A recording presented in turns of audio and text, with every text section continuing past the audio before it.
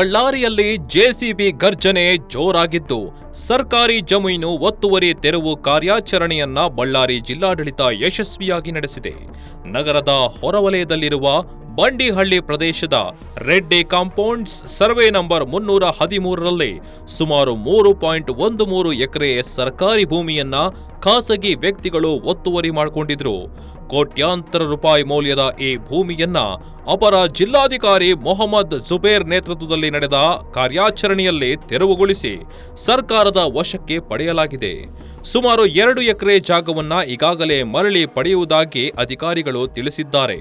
ಇಲ್ಲಿ number 318 TS number 318 ಇದರಲ್ಲಿ ಸುಮಾರು 3 ಎಕರೆ 13 ಸೆಂಟ್ಸ್ ಜಮೀನು ಒತ್ತುವರಿ ಆಗಿದ್ದ ಮಾಹಿತಿ ಇತ್ತು. ಅದನ್ನ ಮಾನ್ಯ ಜಿಲ್ಲಾಧಿಕಾರಿಗಳು ಈ ಒತ್ತುವರಿ ಅಕ್ರಮವಾಗಿ ಒತ್ತುವರಿ ಮಾಡಿರ್ತಕ್ಕಂಥ ಜಮೀನನ್ನು ತೆರವುಗೊಳಿಸಲಿಕ್ಕೆ ಒಂದು ಸಮಿತಿ ರಚನೆ ಮಾಡಿದ್ದಾರೆ. ADC ಅದಕ್ಕೆ ಅಧ್ಯಕ್ಷರು, ಗೂಡಾ commissioner, corporation commissioner, DDLR, OSP, city rural members ಆಗಿರ್ತಾರೆ. ತಹಸೀಲ್ದಾರ್ ಸೆಕ್ರೆಟರಿ ಇದ್ದಾರೆ, ECL ಮೆಂಬರ್ ಆಗಿದ್ದಾರೆ. ಸೊ ಈ ಕಮಿಟಿ ನಾವು ಮಾನ್ಯ ಜಿಲ್ಲಾಧಿಕಾರಿಗಳ ನಿರ್ದೇಶನ ಮೇರೆಗೆ ನಾವು ಈ ಒತ್ತುವರಿ ತೆರವುಗೊಳಿಸೋದು ಮತ್ತು ಸರ್ಕಾರಿ ಜಮೀನು ಎಲ್ಲೆಲ್ಲಿ ಒತ್ತುವರಿ ಮಾಡಿದರೆ ನಾವು ಗುರುತಿಸುವಂಥ ಕೆಲಸವನ್ನು ಮಾಡ್ತಾ ಇದ್ದೀವಿ.